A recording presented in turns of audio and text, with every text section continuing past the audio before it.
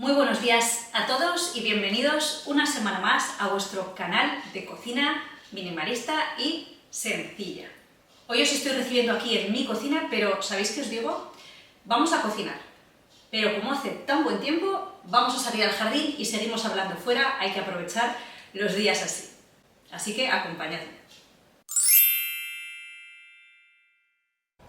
Hola de nuevo a todos. Hoy vamos a hablar de cereales, pero no de los cereales procesados industriales que encontramos en el supermercado, sino de los cereales naturales, de las gramíneas. Sobre los cereales industriales procesados del supermercado os quiero hablar, eso sí, en mi boletín de este domingo, en mi newsletter, así que os sugiero que os suscribáis gratis en www.cocinacapsula.com, os dejo abajo en la cajita de descripción también el enlace directo, pero hoy no nos vamos a detener en eso en este vídeo. Hoy, como os digo, vamos a hablar de los cereales naturales. Me refiero a cereales como trigo, arroz, cebada, centeno, avena, mijo, sorgo, etc. Probablemente ya sabéis que estas plantas, ya sea para consumo humano directo o para forraje de los animales u otros usos industriales, son las plantas que más superficie cultivada ocupan en el planeta y además constituyen más del 50% de las calorías totales que ingerimos los humanos, ya sea tanto en su forma natural como en forma de harinas o procesados. Por lo tanto, no podemos negar que son unos alimentos muy importantes en la dieta del ser humano. Los cereales, esto probablemente ya lo sabéis, nos aportan fundamentalmente hidratos de carbono, que es uno de los macronutrientes que necesitamos. Pero no tenemos que olvidar que también nos aportan proteínas y un nada despreciable de un aproximadamente 10% en función de las variedades. Es verdad que estas proteínas de los cereales no tienen un aminograma completo, es decir, que no tienen todos los aminoácidos esenciales, pero sí que tienen algunos aminoácidos y en particular algunos que necesitamos para complementar los otros aminoácidos presentes en otras fuentes proteicas de origen vegetal, como por ejemplo las legumbres. Eso sí, esto ya os lo he dicho otras veces, no es necesario para completar el aminograma combinar en la misma receta, en la misma ingesta, en el mismo plato, arroz y lentejas, por ejemplo, como se solía decir antiguamente. No es necesario, basta con que en algún momento del día o de la semana consumamos cereales o este tipo de hidratos de carbono y en otros momentos consumamos las otras fuentes proteicas. Ambos darán lugar a que nuestro pool o nuestro depósito de aminoácidos del cuerpo se vaya rellenando con unos y otros y el cuerpo es lo suficientemente sabio para hacer las combinaciones que necesite en el momento en el que lo necesite. Dicho esto, vuelvo a hablar de los cereales.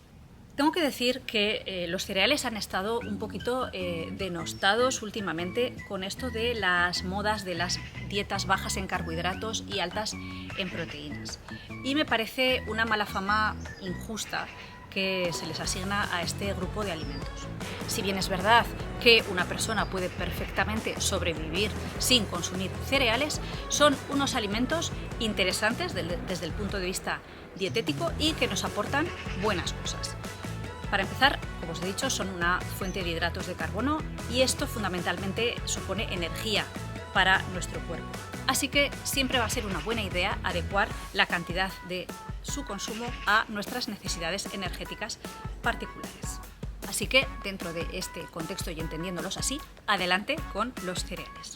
Respecto a cómo consumirlos, bueno, pues la mejor manera es hacerlo en su forma integral y no en su forma refinada ni en forma de harinas. Esto es así, ¿por qué? Porque nos van a aportar más fibra, van a ser más saciantes, pero también van a ser más nutritivos, van a tener mayor cantidad de micronutrientes. Dicho esto, no es necesario consumir siempre los cereales en su forma integral.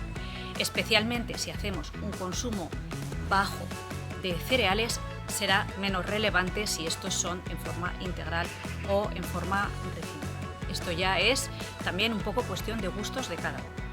A nivel de aporte calórico hay una pequeñísima diferencia entre la versión blanca y la versión integral, pero siempre que podamos está bien que nos vayamos acostumbrando al sabor de los cereales en su versión integral porque serán más nutritivos y mejores para nuestro organismo, simplemente por eso.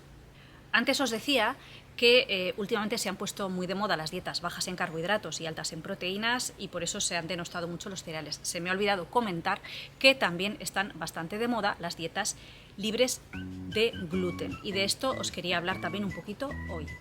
Este tipo de dietas, las dietas sin gluten, son adecuadas para aquellas personas con la enfermedad de la celiaquía o con sensibilidad no celíaca al gluten. Todos ellos probablemente ya se han puesto en manos de un profesional sanitario que les ha recomendado o que les ha pautado una dieta libre de gluten. Para el resto de las personas no es necesario prescindir del gluten. No obstante, no todos los cereales tienen gluten. Algunos ejemplos de cereales sin gluten son la avena, el mijo o el arroz. No os he nombrado antes en esa lista a los pseudo cereales, que serían, por ejemplo, el amaranto, la quinoa, el tef, etc. Y no os los he nombrado porque no son cereales, son pseudo cereales. No pertenecen al grupo de las gramíneas. Tal vez otro día en otro vídeo os hable de ellos, pero hoy no lo voy a hacer. Ya sabéis que yo simplifico mi cocina al máximo, así que confieso que no consumo excesivos pseudocereales, es algo bastante excepcional. En mi caso voy a los cereales clásicos de toda la vida por motivos de simplicidad y sencillez y también porque con mucha frecuencia estos pseudocereales no se cultivan aquí en Europa y evito los productos de importación. Pues bien, vamos ya pronto a pasar a la receta. Hoy os traigo una receta con cereales y se trata de una granola casera. Probablemente ya habéis visto las granolas en el supermercado. Si no sabéis lo que es una granola, es una especie de muesli o un conjunto de cereales y frutos secos y frutas que se caracteriza por que forman unos gránulos o cúmulos de cereales que lo hacen más crujiente. No necesariamente en todas las granolas tenemos este efecto, pero es bastante típico de la granola. Las granolas comerciales suelen tener alto contenido en grasa y en azúcares porque es justamente lo que necesitamos para crear esos gránulos más gordos, esas pelotas de cúmulos de cereales que tanto nos gustan. La ventaja de hacer la granola en casa es que podemos controlar la cantidad de grasas y azúcares, así como el tipo de grasas y azúcares que utilizamos. Además, otra ventaja de hacer la granola en casa que a mí me gusta muchísimo es que es la receta perfecta vaciado de despensa. Cuando nos han quedado en la despensa un poquito de avena, un poquito de arroz inflado, unas nueces, unas almendras, ese tipo de cosas, hacemos una granola con lo que más nos guste, con lo que nos apetezca, siempre queda bien. Da igual qué combinación elijamos, siempre queda bien. En internet hay millones de recetas de granola casera, entonces, ¿qué es lo que he hecho yo para este vídeo? He mirado muchas de esas recetas de granola casera y he sacado, digamos, la fórmula universal de la granola casera y es la que os voy a explicar hoy. Me gusta daros este tipo de fórmulas universales porque, como os digo, se pueden utilizar con todos los ingredientes que tengamos en casa y eso nos ayuda a evitar desperdicio alimentario. Vamos allá con esta fórmula universal de la granola casera. Para ello volvemos, por supuesto, a la cocina. Mirad, os voy a enseñar el desastre que ha salido de mi cajón despensa de cereales y otros alimentos de desayuno. Esto que veis aquí, me da vergüenza enseñarlo, pero vamos superando vergüenzas y os enseño el desastre de mi cajón. Todo este batiburrillo de alimentos es el que voy a utilizar para realizar una deliciosa granola casera. Una no, dos. Y esto es así porque vamos a hacer como una especie de fórmula base y a partir de ella vamos a tener dos versiones diferentes. Pero os explico, doy un paso más atrás. Para hacer una granola casera tenéis que entender que hay tres tipos de ingredientes fundamentales. En primer lugar tenemos los ingredientes secos, que estos serían cereales, sobre todo cereales en forma de copos, tipo copos de avena, copos de arroz inflado, etc. No cereales duros sin cocer, porque si no, no nos va a salir bien la granola, a no ser que estén muy triturados y muy pequeñitos y que nos guste más lo crujiente. Además, en este grupo de alimentos podemos tener frutos secos, como por ejemplo nueces, anacardos, almendras, lo que nos apetezca. También pertenece a este grupo de alimentos secos especias, podemos utilizar canela, podemos utilizar nuez moscada, especia tipo pastel de calabaza, en fin, lo que más nos apetezca, hay un montón. Por supuesto, semillas, semilla de calabaza, semilla de girasol, y también podemos utilizar aquí semillas de chía y semillas de linaza, triturada a ser posible mejor. Todo esto serían los ingredientes secos. Lo primero que vamos a hacer es, si tenemos nueces que están en tamaño grande, las trituraremos, las picaremos para que se hagan a un tamaño más accesible, más pequeñito. Una vez tenemos todos estos frutos secos triturados, vamos a mezclar simplemente todos nuestros ingredientes secos en un bol. En segundo lugar, tenemos los ingredientes húmedos. Estos serían una fase grasa fundamentalmente y una dulce. Obviamente el dulce no es imprescindible, pero queda mucho más rico si le ponemos algo dulce. Es fundamental utilizar esta parte líquida en la receta porque justamente nos va a servir para hacer esos cúmulos de esas pelotas de frutos secos y cereales que luego nos gusta tanto masticar cuando nos lo estamos comiendo con leche. Entonces, lo que haremos, una vez que tenemos todos los ingredientes secos, verteremos sobre ellos la mezcla de ingredientes húmedos o uno detrás de otro y vamos mezclando. ¿Cómo lo hago yo? Lo hago todo encima de una báscula y así voy controlando los pesos y cantidades. Os estoy enseñando cómo hago la receta en tiempo real y no os estoy dando cantidades ni pesos de cada cosa. No os preocupéis porque tenéis el enlace a la receta debajo en la cajita de descripción con las proporciones que yo recomiendo, pero como digo, es bastante variable y adaptable a vuestras necesidades o a vuestros gustos personales. Con respecto a estos alimentos húmedos, como os decía, tenéis la parte grasa y la parte dulce. En las granolas industriales, como parte grasa, se utiliza con mucha frecuencia aceite de coco, y esto es así porque solidifica mucho en frío y da una consistencia adecuada al producto y un sabor bastante rico. Eso por no nombrar otro tipo de grasas menos recomendables, hidrogenadas o grasas trans. La ventaja de hacerlo en casa es que podemos utilizar grasas diferentes.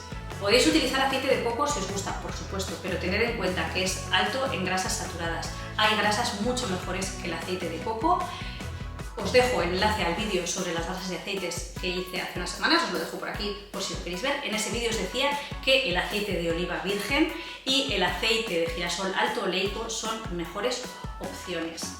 Podéis utilizar un aceite de oliva virgen en este caso o un aceite de oliva normal, pero ya sabéis que el aceite de oliva tiene un sabor bastante fuerte y no siempre gusta en este tipo de recetas dulces. En ese caso yo me iría a un aceite de girasol alto oleico. Yo hoy en esta receta estoy utilizando un aceite de girasol normal porque no he encontrado alto oleico aquí en el comercio en Alemania. Es muy difícil de encontrar. Si vivís en Alemania y habéis encontrado girasol alto oleico, por favor, decidme, dejadme en comentarios dónde lo habéis encontrado porque me gustaría también comprarlo. Pero bueno, dicho esto, en esta receta yo he utilizado aceite de girasol normal, que en cualquier caso, bajo mi punto de vista, es más saludable que el aceite de coco. Como parte dulce, podéis utilizar el endulzante que más os guste. Si queréis utilizar endulzantes acalóricos, lo podéis hacer. Lo importante es que estén en forma líquida porque es mucho más fácil de combinar, pero también se pueden utilizar en forma de gránulos como azúcar normal o stevia en polvo, lo que queráis. Yo personalmente, como la cantidad que voy a añadir es muy pequeña y a mí el sabor de los endulzantes acalóricos no me acaba de convencer, utilizo endulzante normal. Puede ser sirope de arce, miel o directamente azúcar, blanco, moreno, da igual, lo que tenga. Suelo utilizar sirope de arce porque es líquido y entonces se reparte muchísimo mejor, es mucho más fácil para crear estos granulos, que como veis los voy a hacer incluso con las propias manos, limpias, eso sí. Pero quiero que os quede muy claro que el sirope de arce, la miel, el azúcar, da igual, es azúcar, ¿vale? O sea, no utilizo sirope de arce porque sea más saludable que el azúcar, no. Si lo quiero hacer más saludable, lo que hago es reducir la cantidad y ya está.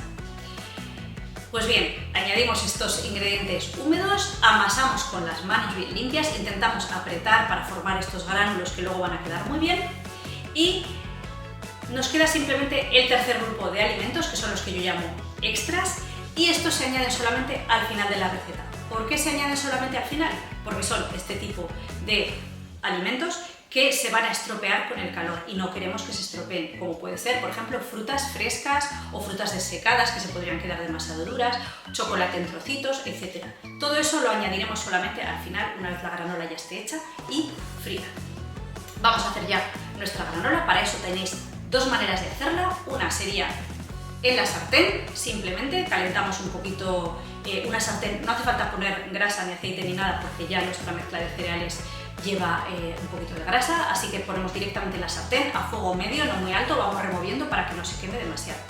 Y la otra versión, que es la clásica, la que probablemente conocéis, es poner todos estos, este cúmulo de cereales que hemos preparado en una bandeja en el horno. Vamos a hornear a temperatura bajita, unos 150 a 160 grados, y lo tendremos unos 35 minutos aproximadamente. A mitad de cocción abriremos el horno para remover un poquito, para que no se tueste demasiado solo por un lado. Una vez que ha terminado, sacamos del horno y dejamos enfriar. Y cuando ya está frío es cuando añadimos nuestros extras. A mí me gusta mucho esta parte final de los extras porque te permite personalizar la granola y hacer diferentes sabores. Yo tenía por un lado chocolate negro de más del 85%, creo que era del 90%, y tenía también unas chips de pera que habían quedado por ahí sueltas de una excursión, y por otro lado tenía unas frambuesas deshidratadas y unos arándanos rojos desecados. Entonces he hecho dos versiones de granola, una con la pera y chocolate y otra con las frutas. Como mi base de granola era muy general, muy básica, no he añadido ninguna especia, simplemente he añadido, eso sí, coco rallado, pero el coco rallado le queda bien tanto a la pera y chocolate como a las frutas, pues he hecho dos versiones de granola, la de pera y chocolate y la de frutas, pero podéis aquí ser libres, utilizar vuestra imaginación y hacer lo que más os guste con los ingredientes que tengáis en casa. Este ha sido mi resultado. Tenemos por aquí la granola de frutas y por aquí la de chocolate y pera. ¿Cuál queréis que pruebe? Voy a probar la de frutas. Esto está con un poquito de leche.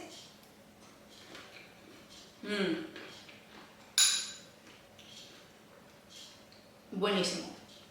A vuestra salud. Y así comiendo me despido de vosotros hasta la semana que viene, deseándoos a todos un muy buen fin de semana. Hasta la próxima.